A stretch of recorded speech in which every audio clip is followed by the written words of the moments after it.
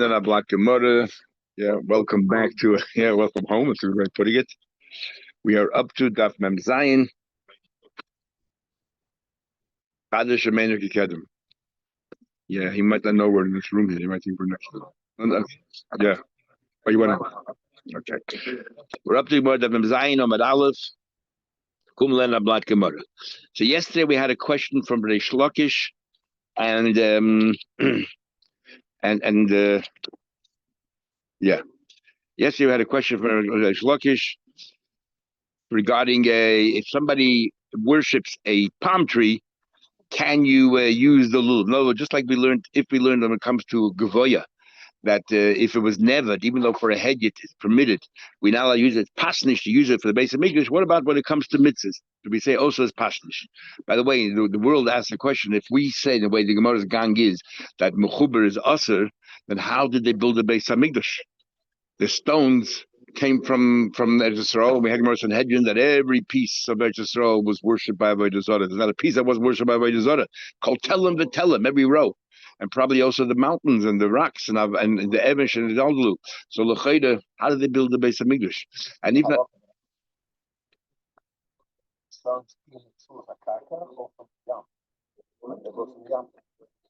but it says Sulkaki just said right now. So if they hired goyim, Shlomo hired a lot of goyim. So maybe the reason why he hired a lot of goyim is to chisel the rocks out, and they can be mevatel avodah zarah. Maybe that's why. I haven't seen anyone answer that. The general answer is that even though kol kavua kemercha not every single row, but since it's not nikar, Taisa says in Testament Beis Tzachim, if it's not recognizable the kavua, then we don't say kol kavua if it's fixed. It's like half and half. Yeah, but he's not the Dalu. They're going to chiseling out stones. So, but a Yid does, he cannot be Mavatal it. We said in the Gemara that L'Gevoya, I'm talking about L'Gevoya now, using for the base of Migdash.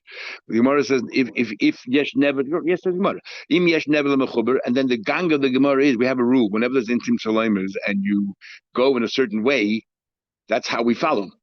And even if you don't follow it, how can you even have such a Havamina? That the Gemara, remember, on a base, that Yesh never been mechuber regarding Gavoya. And the Gemara's gang is that it is. That's why we're going asking about mitzvahs. If we concluded that by Gavoya there's no problem, because since it's a mutter, therefore even using for the Abish no problem, then what are we asking about mitzvahs? Mitzvahs definitely are not stricter than, it's definitely not stricter than, talking about chiseling here, yeah. So it's no longer mechuber, it's, and there's a tfisas adam and all that. Anyway, it's not my question. Everybody asks this question, how they use the stones. The answer that we gave is what we just said before. Maybe that's what that I haven't seen anyone answer. But Shemel hired a lot of goyim, Chirman said all that. Maybe for that very reason, to chisel out the rocks, and then they can be vatal. A Yid can't be vatal, especially if Eden themselves were worshiping it. Okay, let's continue Gemara. However, there's another version and understanding Reish Lakish's question. Ki Asad Abdimi, we're about 20 lines from the top of the page. Ki Asad Abdimi, but Abdimi came along. He said, no. That wasn't Reish Lakish's question. There's no question about that. That there's no dichla b'mitzvahs. What his question was, ba'asheda shebitla, because in fact we had Gemara Rosh Hashanah Chavtes, but Aleph Rava says that you can use a shayfer shaloila, you're allowed to use a shayfer for Avodah Zarah, because mitzvah lav lahanas nidnu. Mitzvahs are not meant to be no, but in our Gemara doesn't follow the gangias. We'll see in a minute.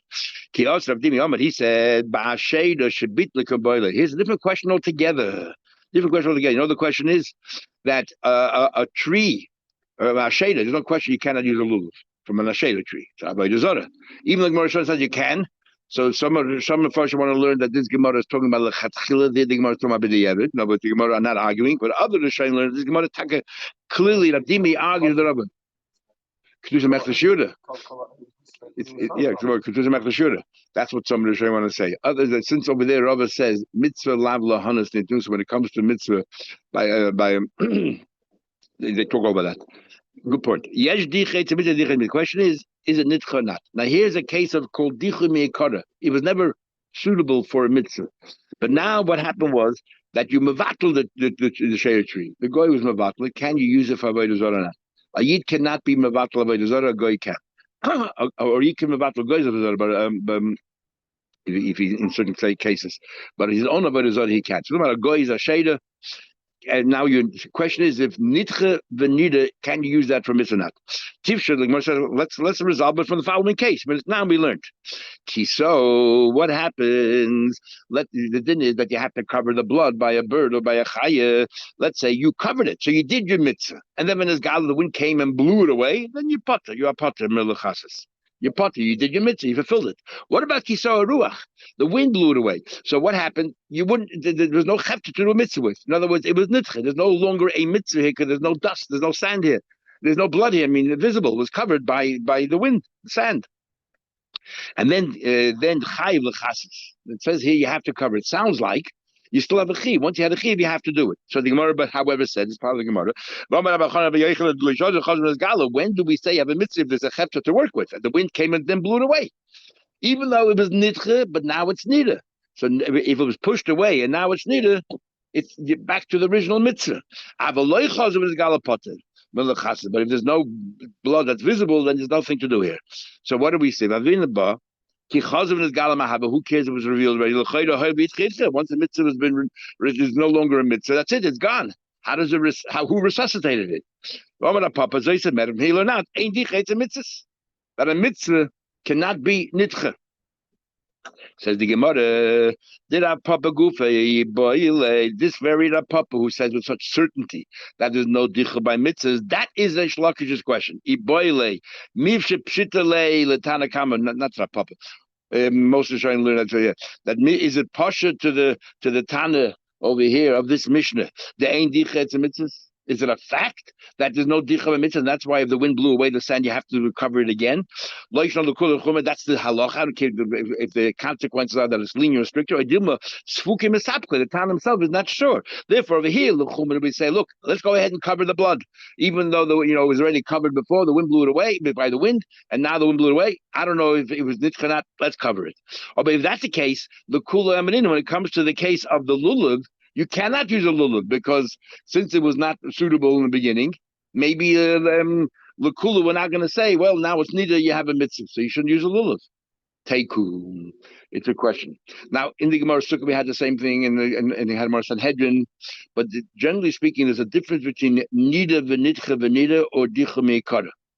And our Gemara seems to say that dicha meikara also we don't resolve it. But our Gemara, very interestingly, compares an ashera tree to the case of the blood of the kisadam, but it's two different cases. Case of ashera tree was never suitable in the first place. It was dichumikara, and then nida. In the case of blood, it was nida, yeah, and then you lost it, and then it came back. Where by the guy who set aside an animal, and then he became shmatzich, and then he did about tshuva. What happens? Do we say nida v'nida? And how much is there? Yeah, the whole thing's if also tamra. Yeah, exactly. Same thing in Sukkah. If you have more berries than the thing, and then it depends if imiatan and imiatan. Now, before Yom Tov there's no mitzvah at all. So the question is, what happens if on Yom Tov suddenly also batamra? Let's say it was niktim roishe, which is possible on Yom Tov, and then also batamra. So now it's covered, so it's not a problem.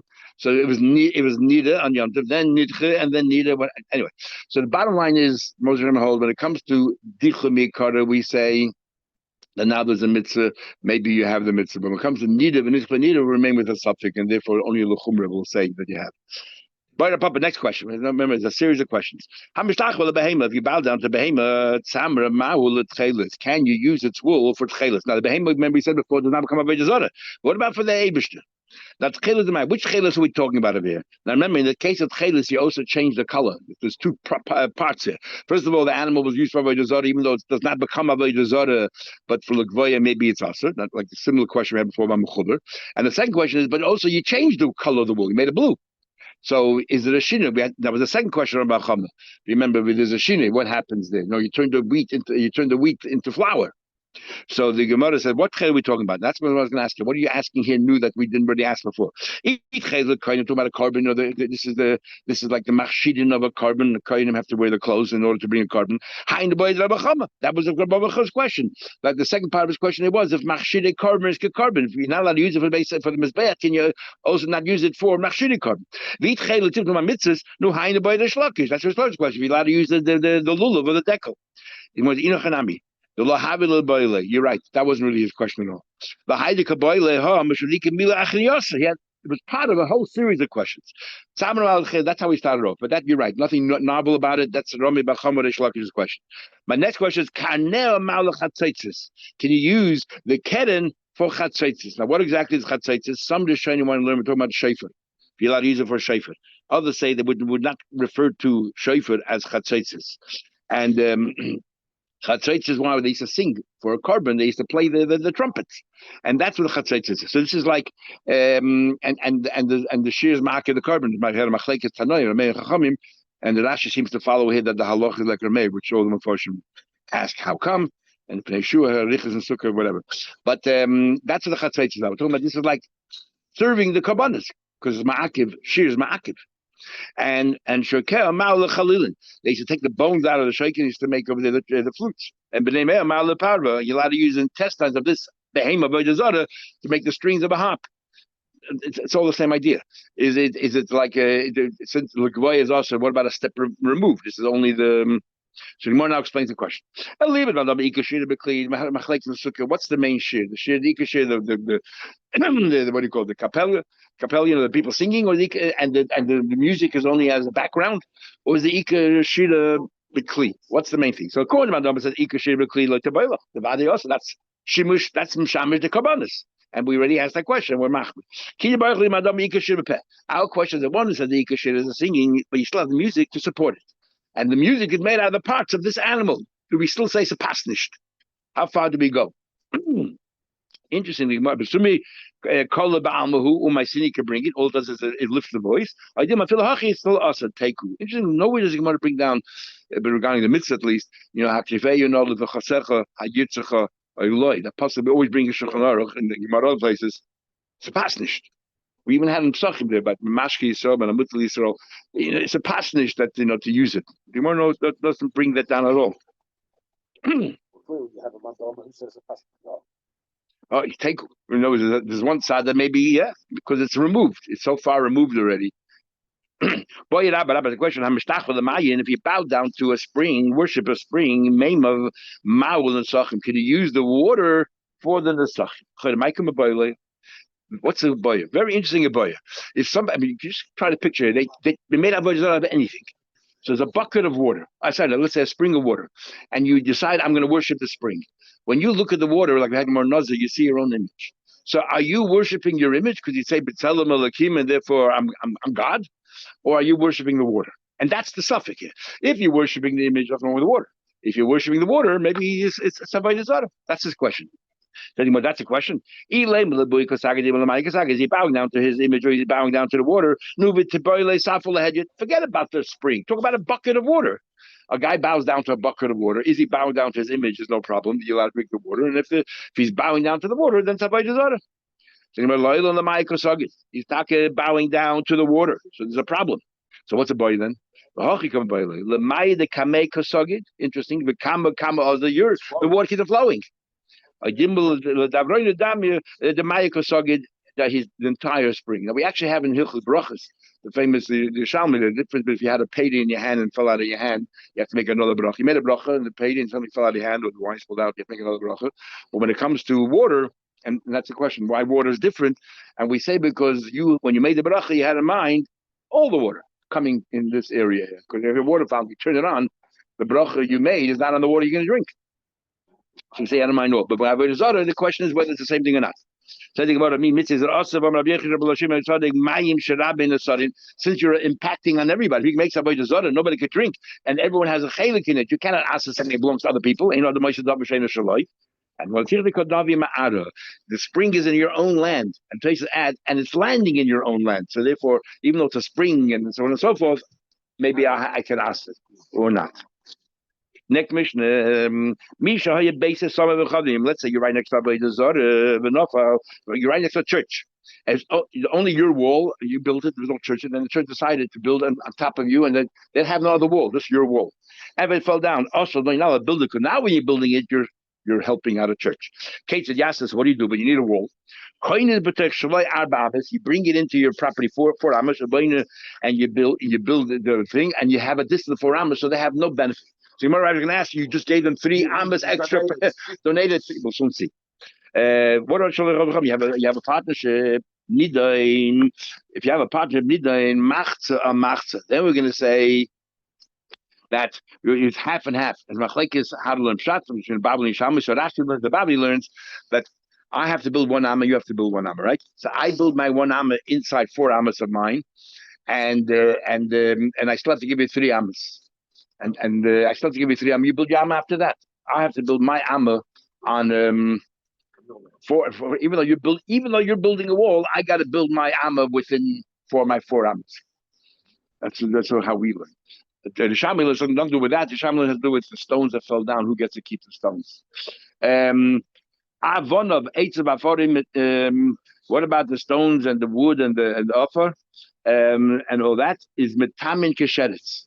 It's metame, just like a sheretz. It means it's only tumas erev, and only if you touch it, not if you lift it up. So it says shaketzer sheretz. Gives a kenida, much worse than that. It's like a nida that even if you lift it up, remember it says in the pasuk that tizam, you should cut them down to my double like a nida. Say time or tell them.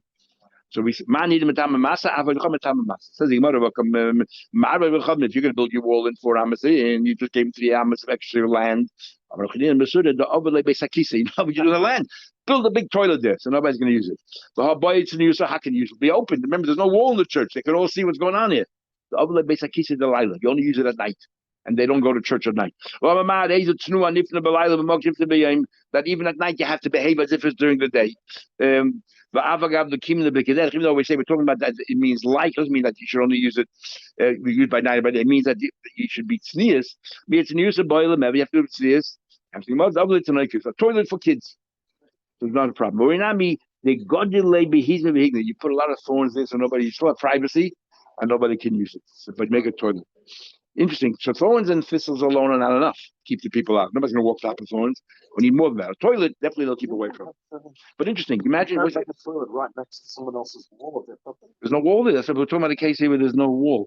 And there's a Avodah Zarah. Try to figure it out. There's a church here with no wall. The only wall is your wall. And you're going to build your wall now and you're going to recess it inside your thing. And you have a toilet. They're going to be praying in their church looking at a toilet. How exactly that's going to work, practically speaking, I'm not sure. Maybe it's going to force them to build their own wall. Says the Gemara further, Mishnah. We're talking about a case in the first part of the Mishnah. The only walls. No. They had that wall. They had 3 walls, and the 4th one they relied on you. Yeah, they relied on your wall. Right. We had a festival about him. If you're allowed to do that, then you have to pay the guy part of the money. Half the money anyway. Next mission, the 3 different levels of houses regarding the laws of bittul. Everything now we're talking about the laws of bittul. When you want to cancel, the general rule is a yid cannot cancel Avodah Zarah. A guy can. The house itself is Avodah Zarah. If the house itself is being worshipped, it's asr. L'chayda mechuber is not asr. If you hold mechuber, there is, because we have a rule tolush. If something was separated, then you added it on, does it still have to retain the status of a tolush, of like something portable, which is what this Mishnah holds. So therefore it became Avodah Zarah. So the house that's built Avodah Zarah, then the house is asr, it's Avodah Zarah. And therefore only a Goy Mabatle, the Yid built it, that's it. Nothing you can do. What happened? The house itself was not built by Avodah Zarah, Stama house, but then Saidu Vekaidu, they added another layer of plaster, or Vekaidu, they made all kinds of images of Yechadim, the Chiddush, Noitul Masha Chiddush. A guy can come and break a piece off, and that's a Mabatle. The Yid has to remove all of it, because he cannot be Mabatle. But the house itself remains Torah. If you breathe in the Avodah Zarah, and then you took it out, the house does not become Avodah Zarah. Big Machlik is a shame here. The way we learn Pasha and the way Rashi learns, it doesn't matter that how long you plan to leave the Avodah Zarah there. Yeah, but Rashi here says Lefisha. So most of Shayim hold that a church, if it's permanently there to house Avodah Zarah, remains Avodah Zarah. And the only way it becomes a church is no longer Avodah Zarah itself, because it's called Mishamish Avodah Zarah. It's serving Avodah Zarah. The only way it does not is if the Goy takes the Avodah Zarah out. The Goy can mevatel. If the Yid takes out all the Avodah Zarah, it doesn't help, because only a Goy can mevatel it. And what do you call it? If he did in a permanent way, if he did in a temporary way, then the house itself does not become really awesome. Then you take things out. Just know while it's this or whatever, you can do it. Take it out. Anybody can take it out because you're not going to vatlik because the house itself is not Avodah Zarah. It's only awesome midrabanan according to most Rishonim. A church where you have, or a building you have Avodah Zarah, they're only for temporary. It's only awesome midrabanan. If it's permanently, then the goy has to remove the Avodah Zarah. So the Gemara, if somebody bows down to a house, he turns the house into Avodah Zarah. Also, it is forbidden. Because somebody holds that tolush, if it was detached from the same chaver, then you attach it. Is boss, it's tolush on me, as if it's detached, it becomes Avodah Zarah. But now, you have to build it. The way you made it sound like the house was built for some purposes, but now you turn it into Avodah Zarah. It turns Avodah Zarah. Our mission seems to be saying that the only time it's Avodah, the house itself is Avodah Zarah is if you built it for Avodah Zarah from the beginning. So Gemara says, you're right. But if you built it for Avodah Zarah, then even though you didn't worship it, it's already Avodah Zarah. Like the Rabbi Shmuel holds that by, like those but if a guy builds it, it becomes Avodah Zarah straight away, even before you worship it. Which is the opinion of Rabbi Kiva. If he bowed down, or if he didn't build it, but you just bowed down to the house becomes Avodah Zarah. So there's another din. Is why the Mishnah says Shloisha above. There's a fourth din here. The Gemara keeps the bit. Remember, the Mishnah's focus is on Hayim Bavat.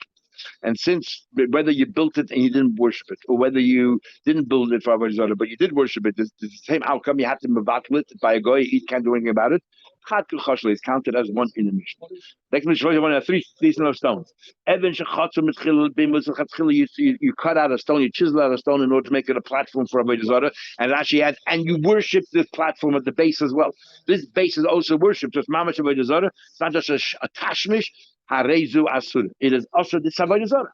What happens? It wasn't built for that. But afterwards, you chiseled. You had no Avodah Zarah in mind. But afterwards, you painted it or you put plaster, whatever it is, and then you put all kinds of images on it for Avodah Zarah. Then noitel mashasayid v'kayid, the same thing as before by the house. You remove that. If a yid did, you remove it to mutera. So a guy did it, you just mevatel it. In other words, whatever he put on, he takes off, and that you cannot do anything about it. You got to get rid of it. But the thing itself is mutter. No, but you don't say the thing transforms now. You don't say the whole house become Avodah Zarah. We don't say that the whole rack was Avodah Zarah. Only the part that you added on. You just had no intention of anything else. You just put Avodah Zarah short term and then you took it away. Take it away, it's mutter. It's talking about only if you that you actually plastered the stone itself. Only then is the plaster forbidden, or you made the images and stuff. What do you mean? But do me the bayis now. This is we're comparing the stones to the previous mission in the case of the house. Ubayis lav the gufihu. In the case of the house, you don't etch in the plaster and anything else. We said before that if you put in plaster and anything else, you cannot use the house until you remove it. So why by the stone? You have to say no. It has to be etched into the stone before it causes a problem with the stone. As the Gemara says, no, by a house also between the rows. You put the plaster on the surface. You put it between the rows. You etched it in. Maybe. And that's only the time that the house becomes usher, the same thing in the rack. It only becomes usher if you actually engraved it in. Who told you that? Maybe there was originally you made plaster not for Avodah Zarah, and then you add another layer, but put on the surface. And yet the entire house is also until you remove that additional layer that you put on the Shem Avodah Zarah. If you build a house down and then you add another layer for Avodah Zarah, you're Kozman, the layer is in, the entire house is also. You remove that layer, it's mutter. So by stone as well. That the stone is mutter, but if you put cement, whatever it is, or plaster on it, Shem Avodah Zarah, or images, then as long as that's it, the stone is also. It's only when you remove it. Not like a Rabami. Says, you're right. You misunderstood Rabami. Gabi says, even though the Sayyid even though he's being makel, even though he graved it into the stone, and the stone becomes asr, even though. But nevertheless, if you remove it, the stone reverts back to mutter. I would have thought, I would have thought that once you engraved it in the stone, the entire stone now becomes Avodah Zarah. So even if you remove that's health nish. Damya, the kitzer kula, the oshum kamasher.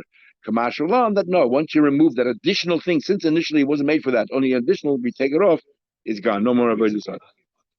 Okay, we'll stop here. Continue mitzvah tomorrow. So tomorrow, 7:05. Can I ask a question? Just a yid can't mevatel Avodah Zarah.